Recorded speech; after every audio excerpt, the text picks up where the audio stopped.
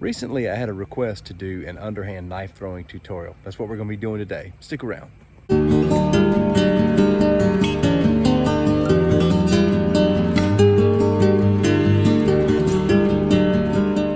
Underhand knife throwing is a lot of fun. It's really slick and it's very comfortable. I've always been a huge fan of action movies, and I'd be lying to you if I told you that action movies have not had a big impact on a lot of the things I do in life. And one of my favorites growing up was Cobra with Sylvester Stallone, and I've been hooked on underhand knife throwing ever since this scene. And yes, I know real life is a lot different than action movies, but yet there's a lot of cool things we can take away from them.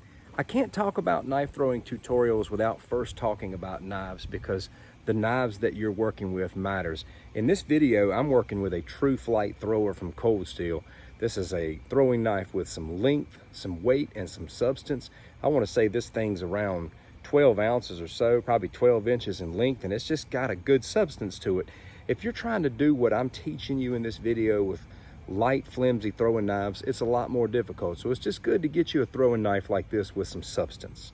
In this video, I'm going to show you 4 different ways that you can hold the knife and cause the distance to vary just a little bit. This first throw is an up-close no spin, where you can hold the blade just like this, or again, like this. What I like to do is I like to get 6 or 7 feet away, and I like to rest on my dominant leg and come out this way. And I just let the blade roll off as I'm coming up. In this next phase, we're moving into rotation.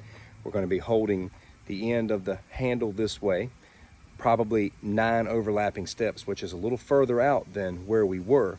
And again, I'm leaning on my dominant leg, I'm coming up underneath, and I'm letting go right here, and I'm letting the blade do a rotation. Holding the end of the handle here, getting in position, letting go. Now you can go from here to here and extend the distance.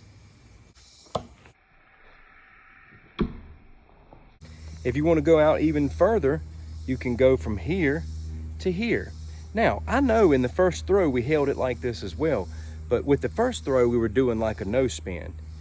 With this throw, we're going to be holding it this way to create a slower full rotation and go further out.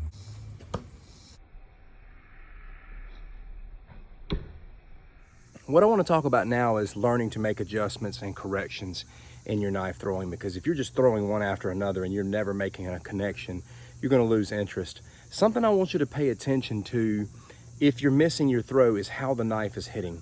If you're doing an underhand throw and your blade is hitting like this, you need to make an adjustment and come back a little bit further. Okay, this means you're too close. If you're throwing your underhand and it's missing and it's coming up like this and hitting here, it has over rotated. So just pay close attention to your under rotations and your over rotations when you're doing these throws. It's the same as when you're throwing upright. Like if I'm throwing over like this, if I hit like this, I'm too close. If I hit like this, I'm too far away. You can make your adjustments and get your distance right. Just don't give up, keep practicing. So let's do some recap. I did a no spin up close throw, holding the blade this way, and the blade just rolled off the end of my finger. I did a rotational throw holding the end of the handle, coming back a little bit further. I increased my distance by going here, and then I increased my distance even more going here and doing a rotational throw. So position 1 is no spin, but the next 3 positions were all one single rotation. There are other ways to do underhand knife throwing holding the blade, but I'm going to save that for another video, and for the sake of simplicity, we're just going to stick with these 4 positions for this particular video. This is how I most commonly do my underhand throwing. I hope you found it helpful. Please be sure to drop any questions that you may have in the comments. Thanks for watching, and take care.